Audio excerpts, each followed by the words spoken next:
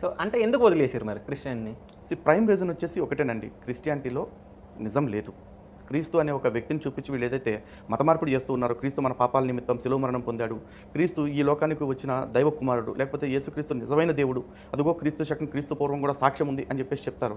దాన్ని బట్టి అన్వేషించుకుంటూ వెళితే అసలు క్రీస్తుకి సంబంధించిన ఏ ఒక్క ఆధారం గాని, చరిత్ర గాని, చారిత్రకత గాని, ప్రామాణికత గాని ఏమి దొరకట్ల నాకు. అదే బైబిల్ తీసుకోండి. వారు బైబిల్‌లో చెప్పిన ఇశ్రాయేలీయులు చేసిన నిర్మాణంలో భాగమైనటువంటి పిరమిడ్స్ ఉన్నాయా? ఉన్నాయి. ఇశ్రాయేలు మాట్లాడుతున్నటువంటి ప్రదేశాలు ఉన్నాయా? ఉన్నాయి. ఐగుప్తు దేశం ఉందా? ఉంది. నది ఉందా? ఉంది. యొర్దాను నది ఉందా? ఉంది. ఎర్ర సముద్రం ఉందా? ఉంది. బెత్లెహేం ఉందా? ఉంది. యెరూషలేం ఉందా? ఉంది. టెల్ అవీవ్ ఉందా? ఉంది. తూరు పట్టణం ఉందా? ఉంది. తర్షీష్ ఉందా? ఉంది. ఏది లేదు. ప్రతి ఒక్కదానికి ఎవిడెన్స్ ఉంది. ఫలానా రాజు ఫలానా సమయంలో ఫలానా చోట ఫలానా జనాభా లెక్కలేశాడు, అప్పుడు యోసేపు మరియను తీసుకెళ్ళాడు. వెళ్తే మనకు తెలీదా? కైసర్ అగస్తస్ ఏం చేశాడు, కైసర్ తిబేరియస్ ఏం చేశాడు, వాళ్ళు ఏ విధంగా జనాభా లెక్కల కోసం అందరినీ వెళ్ళమని చెప్పారు. This is all recorded, tracked.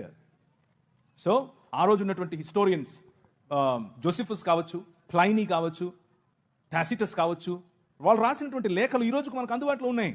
So extra biblical sources మనకు అందుబాటులో ఉన్నాయి. ఆ ఎక్స్ట్రా బిబ్లికల్ సోర్సెస్ ఉన్న కారణం చేత మనం బైబిల్ నమ్మక్కర్లేదు.